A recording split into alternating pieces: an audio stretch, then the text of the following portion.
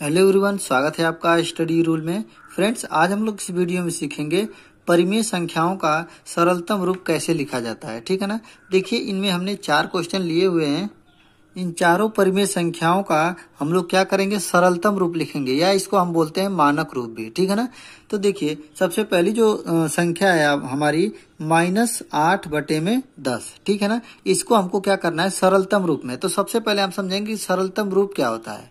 तो देखिए, जो इसका सरलतम रूप होता है, उसका सरलतम रूप वो कहलाता है जब इन दोनों अंश और हर, ठीक है ना, ऊपर वाले को अंश बोलते हैं, नीचे वाले को हर, इन दोनों अंश और हर का यदि महत्तम समापवर्तक देखा जाए तो 1 होना चाहिए, तभी उसको क्या कहेंगे हम लोग, सरलतम रूप। लेकिन यहाँ पे यदि 8 और 10 का हम लोग मौसा लेंगे तो कितना होगा, देख लीजिए, 1 नहीं होगा। ठीक है ना। 8 और 10, यदि हम 8 को तोड़ेंगे तो किस रूप में होगा, 2 गुणते 2 गुणते 2। ठीक है ना। 2 दूना 4 दूना के 8। और 10 को यदि हम लोग तोड़ेंगे गुणनखंड के रूप में तो 2 गुणे 5। यदि हम लोग इसका मौसा निकालेंगे तो यहाँ पे देखिए 2 यहाँ भी मिल रहा है, 2 यहाँ भी मिल रहा है। तो इसका यदि मौसा देखेंगे तो कितना हो जाएगा, 2 हो जाएगा। ठीक है ना। लेकिन होना कितना चाहिए, 1 होना चाहिए। ठीक है ना। अंश और हर का मौसा, ठीक है ना, मौसा कितना होना चाहिए, 1 होना चाहिए, तब वो आपका मानक रूप में होगा या सरलतम रूप में कहलाएगा। लेकिन यहाँ पे मौसा क्या है, 2 है। अब देखिए, अब सरलतम रूप में इसको करेंगे कैसे, आप तो समझ गए ना कि ये सरलतम रूप में नहीं है। क्यों नहीं है, क्योंकि इसका यदि देखा जाए तो HCF कितना आ रहा है, 2। मौसा मतलब कितना आ रहा है आपका, 2 आ रहा है। आना चाहिए कितना, यदि 1 आए जाए मौसा तो वो आपको समझिए कि सरलतम रूप में। जैसे दूसरी संख्या ले लेते हैं, जैसे मान लीजिए यहाँ पे ले लेते हैं 5/4। ठीक है ना। 5/4, इसको यदि हम लोग बोलेंगे कि ये मानक रूप में है या कैसे रूप में है, ठीक है, तो ये मानक रूप में है, क्योंकि 5/4 को यदि 5 और 4 का मौसा निकालेंगे तो कितना होगा, 1 ही होगा। ठीक है ना। 5 और 4 का यदि मौसा निकालेंगे तो कितना होगा, 1 होगा। इसलिए क्या है, अपने सरलतम रूप में है। सरलतम रूप का मतलब कि इसको हम लोग तोड़ नहीं सकते हैं, छोटा नहीं कर सकते हैं। यहाँ भी सरलतम रूप में लिखने का मतलब होता है इन दोनों संख्याओं को, मतलब अंश और हर को ऐसे तोड़िए कि मतलब ये अपने फिर उसको मतलब उसका मिनिमम रूप हो जाए, छोटा रूप। ठीक। तो 8 और 10 का यदि हम लोग देखेंगे तो मौसा कितना आ रहा है, 2 आ रहा है, और इसी 2 से इन दोनों अंश और हर में क्या करेंगे, भाग देंगे। ठीक है ना। भाग देंगे तो इन संख्याओं पर कोई प्रभाव नहीं पड़ेगा। ठीक है ना। ये भी चीज जान लीजिए। तो देखिए, भाग कैसे देंगे, तो -8 पहले से है और नीचे कितना है आपका, 10 है। अब ऊपर भी हम लोग किससे भाग देंगे, 2 से, और नीचे भी हम लोग भाग देंगे किससे, 2 से ही। ठीक है ना। किसी भी संख्या में अंश और हर में एक ही संख्या से भाग दें, गुणा करें, जोड़े, घटाएं, तो उस संख्याओं में कोई प्रभाव नहीं पड़ेगा। ठीक है ना। हाँ, जोड़ने वाला दिक्कत हो जाएगा, जोड़ना और घटाना। ठीक है ना। गुणा और भाग करेंगे तो संख्याएं सेम रहेंगी। यहाँ पे देखेंगे, इसको भाग देंगे तो कितनी बार में हो जाएगा, यहाँ पे 8 को तो -4 हो जाएगा। ठीक है ना। 2 से 8 को भाग देंगे तो कितना हो जाएगा, -4, और नीचे आपका कितना बचेगा, 2 5 10। ये हो जाएगा -4/5, -4/5। और यही इसका क्या हो जाएगा, आपका सरलतम रूप हो जाएगा या मानक रूप हो जाएगा। ठीक है ना। यही आपका क्या हो जाएगा, आंसर हो जाएगा। ठीक। अब इसी को हम क्या करेंगे, दूसरे वाले क्वेश्चन को इसी तरह से हल करेंगे। जैसे 15/20 है, 15 और 20 का हम लोग यदि मौसा देखेंगे तो कितना आएगा, आप लोग निकाल सकते हैं 15 और 20 का मौसा। तो ये आपका आएगा, कितना आ जाएगा, 5 आएगा। ठीक है ना। 5 आएगा, और इसी 5 से इन दोनों अंश और हर में क्या करेंगे, हम लोग भाग देंगे। जैसे देखिए, 15 भागे कितना देंगे, 5, फिर नीचे भी करेंगे 20 भागे 5। ठीक है ना। यदि आप लोगों को आता हो तो ऐसे भी जान सकते हैं कि ये दोनों किस के पहाड़े में आते हैं, तो 5 के पहाड़े में ये दोनों आते हैं। ठीक है ना। इसीलिए हम लोग 5 से भाग देंगे। ठीक है। अब देखेंगे, भाग देंगे तो देखिए कितने बार में कटेगा, 3 बार में, 5 15, और ये 4 बार में। ये हो जाएगा आपका 3/4। अब 3/4 को हम लोग, इसका इन 3 और 4 का यदि हम लोग देखेंगे तो मौसा कितना आएगा, 1 ही आएगा। इसीलिए 15/20 का यदि मानक रूप देखा जाए या सरलतम रूप देखा जाए तो 3/4 होगा आपका। क्या होगा, 3/4 होगा, और यही 3/4 आपका आंसर हो जाएगा। ठीक है। 2 क्वेश्चन आप लोगों को समझ में आ गया। अब देखेंगे तीसरा और चौथा क्वेश्चन। देखिए, 25/45 है। ठीक। और देखिए किसी किसी क्वेश्चन में क्या होता है, नीचे माइनस, यदि मान लीजिए यहाँ पे नीचे माइनस लगा है, ठीक है ना। अब ये पूछ ले कि इसका सरलतम रूप क्या होगा। ठीक, हल करेंगे वैसे ही। अब देखेंगे कि 25 और 45 किसके पहाड़े में आते हैं, देखेंगे तो 5 के पहाड़े में आएगा। ठीक है, तो इन दोनों का यदि हम लोग मौसा भी निकालेंगे तो कितना आएगा, 5 ही आएगा। ठीक है ना, 5 आएगा। तो देखेंगे तो 5 से क्या करेंगे हम लोग, भाग देंगे।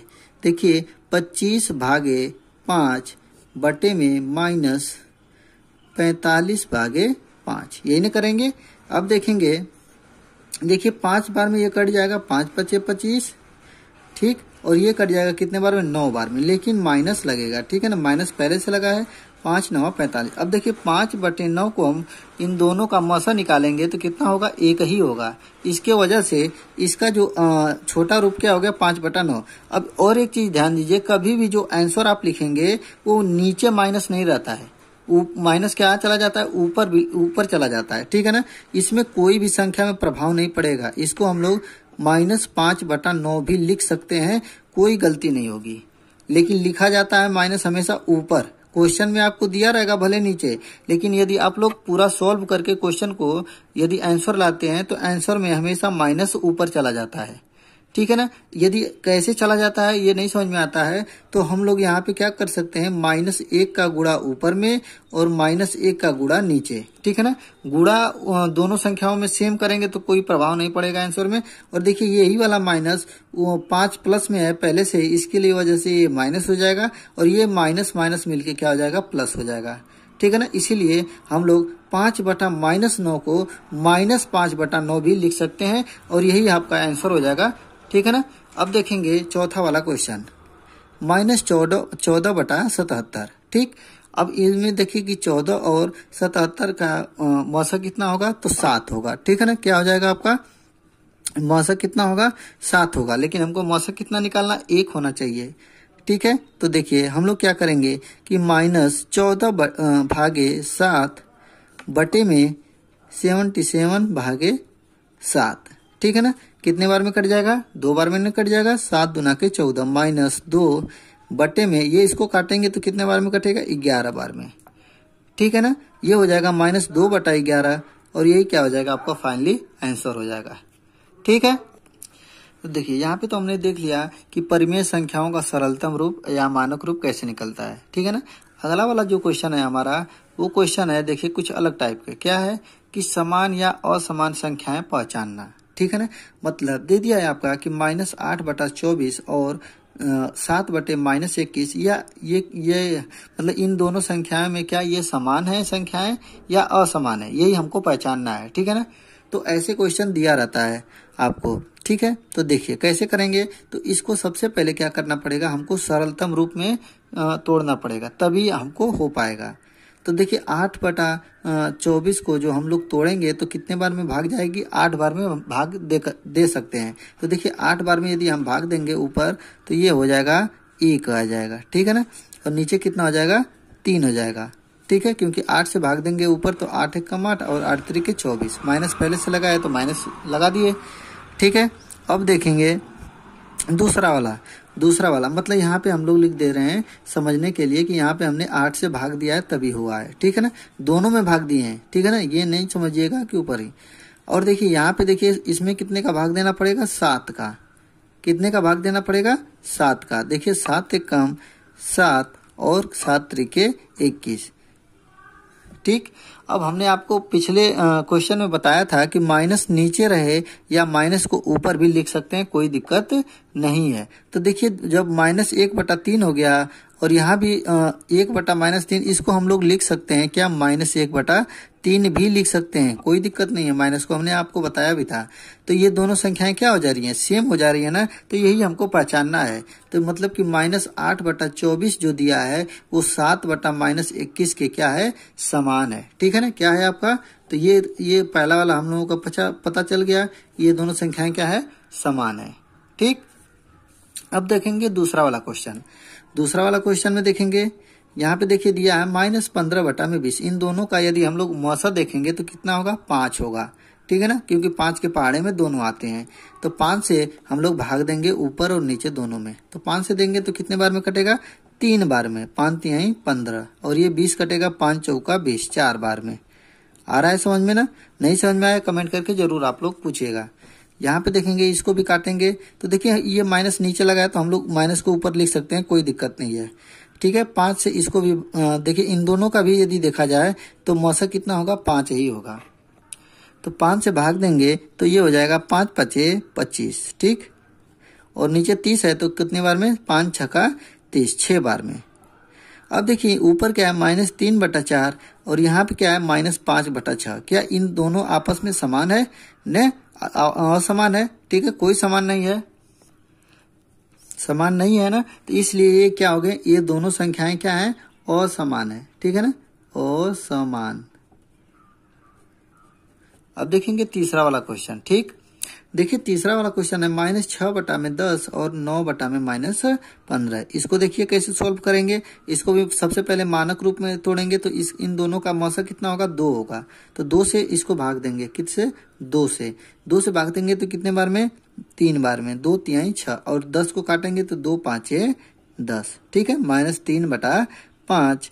और ठीक, दूसरा वाला जो आपका परिमेय संख्या है, इन दोनों को देखिए किससे काटेंगे, इन दोनों को 3 से काटेंगे। ठीक है ना, क्योंकि 9 और 15 का यदि मौसा देखेंगे तो कितना होगा, 3 ही होगा। 3 से काटेंगे, जैसे सबसे पहले नीचे माइनस लगाया तो माइनस को हम लोग ऊपर लेके चले जाएंगे, कोई दिक्कत नहीं है।